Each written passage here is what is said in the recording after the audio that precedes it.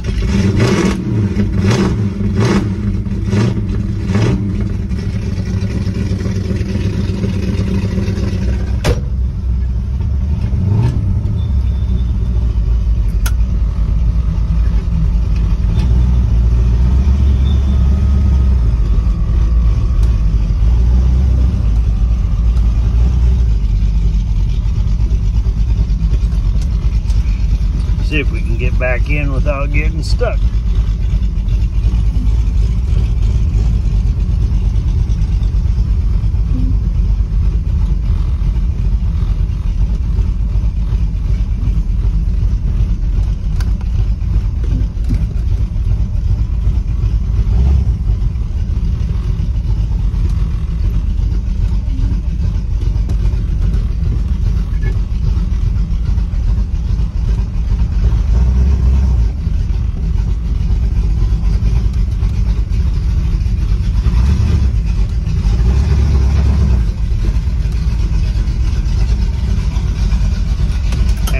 Tell them not centered.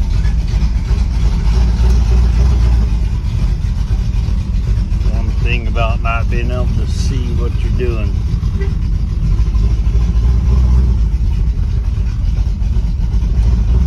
Getting centered on these lifts.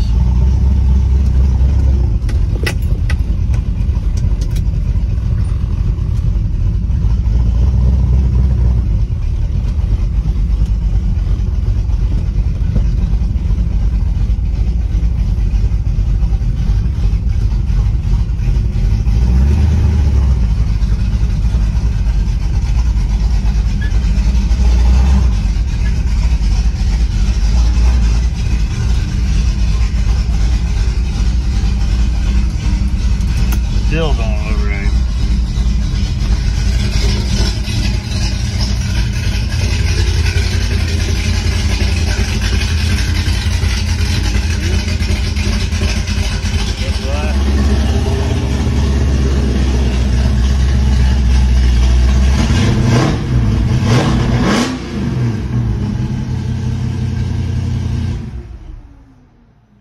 That took a bit. Kind of sucks trying to do it without a good mirror, but you can look and see what you're doing.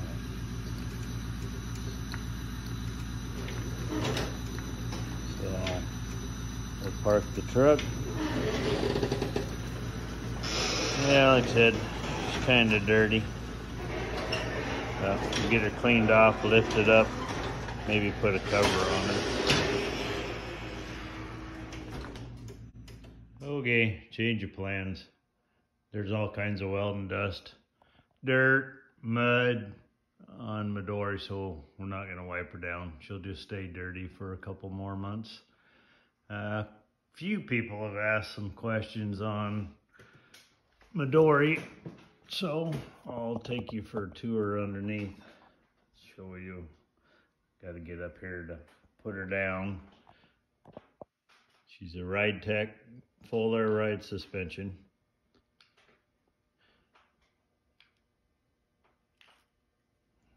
Get her to drop. Well, do number one.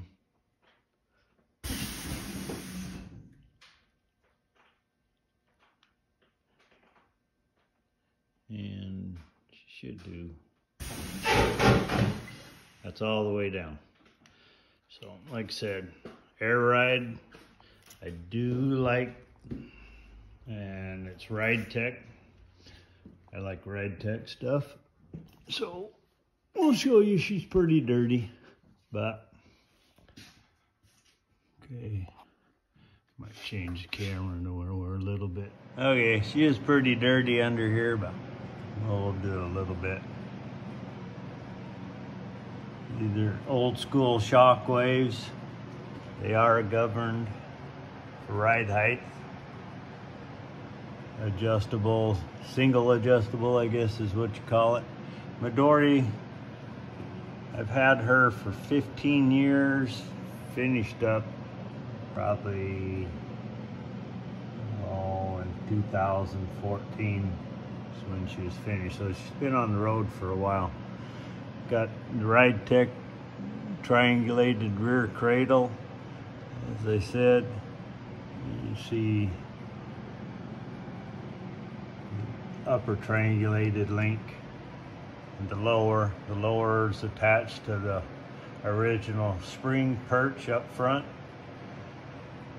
Same on the other side, and that gives you your travel. The rear end is a Moser Ford 9-inch. Excuse me, I did not go with the Ford 9-inch. It's a Chevy 12-bolt. It's got the Ford big bearing ends on it. That's what I did. It's got full pipes, exhaust system, 3-inch. With the violator cans, they're pretty much just hollow. And went with 3-inch because I had bigger plans. But she is restricted a tiny bit right here, just give it a little bit of back pressure. And up front, you can see the front shock waves, tubular A-arms. Tubular A-arms are CPP, they're not Ridetech. Back then the strong arms were just coming out and they were pretty expensive. Most of the stuff on my cars I get off eBay used from somebody building a project and they decide that they don't like what they got, so they sell it cheap. There's tall spindles, give you a little bit of better bump steer. Rack and pinion steering. Let's see, Doug Thorley Tri-Wise, and my steering input. That took quite a bit of finagling. It's got the big block standoff because that went around my headers better.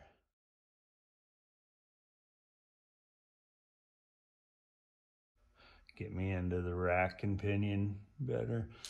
700 R4 built by Randy's Racing Transmissions in Spokane.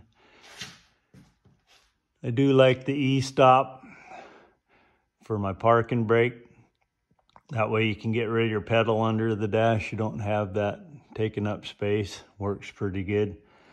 The exhaust system is not an over the axle. It is under the axle, and if you're gonna be on air, that works the best, or coilovers.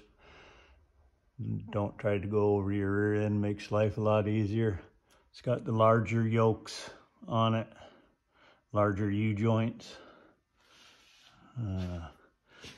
Go up top if I can without breaking my ass. She is dirty because I didn't clean her up before winter hit. Up here, 383 stroker, built by Kirk Westberg's Advanced Motors in Spokane. Unfortunately, he passed away earlier this year. This is hydraulic roller lifters, rocker arms, all that good stuff. Hydro Boost. I do like the Hydro Boost. Hydro Boost reservoir. DSE. Delay wipers, which I'm not real happy with and had problems with. They wouldn't do nothing about it, so I'm not real liking that. It was set up for, I was going to do LS, so it's got a pretty good fuel system on it. I started with a Aeromotive A1000 in the trunk, or excuse me, it was actually in the tank. And just one trip to Spokane, the fuel would get too hot, because if we ever want to go anywhere, it's an hour trip just to get anywhere or you're in a big city. So by the time you got there, your fuel was too hot. So I went with a small Walbro in the tank. It's got the FI Tech on it. Let's see, Vic Junior heads.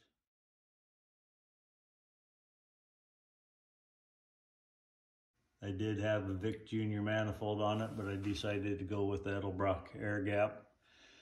And so that's about it under here. Fan shroud, dual 12s, I believe. I made.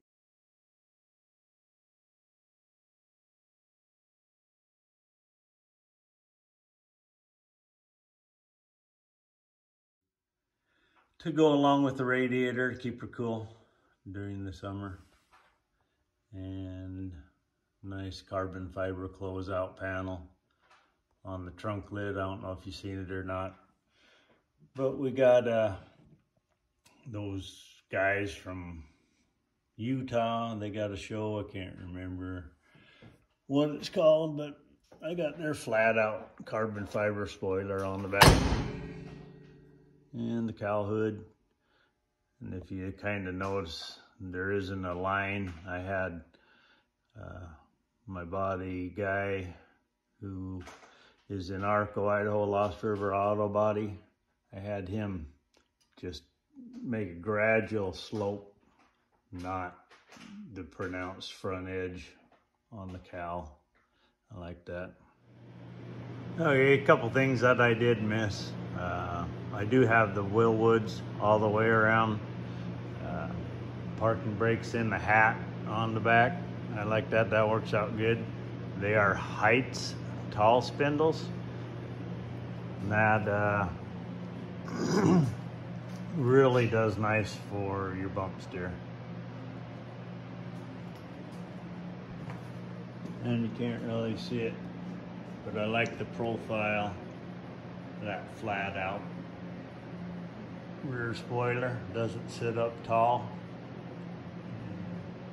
I still can't remember the name of the show. Dave Kindig.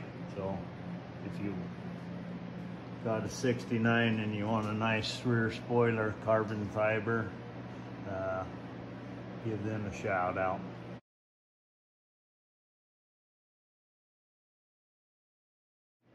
Also,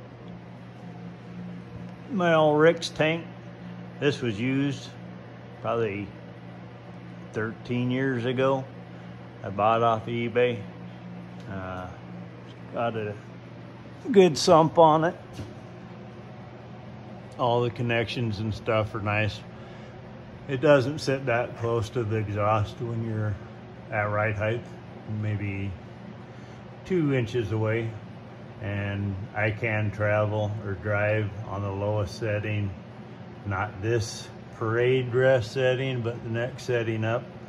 I got enough clearance in my front tires and everything. On the fender wells, that I can drive in that setting. It's really nice to be able to pick it up to go over bumps.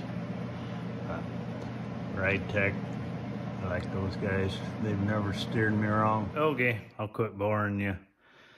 probably either get back to work, or I got a call from somebody that's got a small engine problem that might have to go look at, or go to Spokane, whatever we decide to do.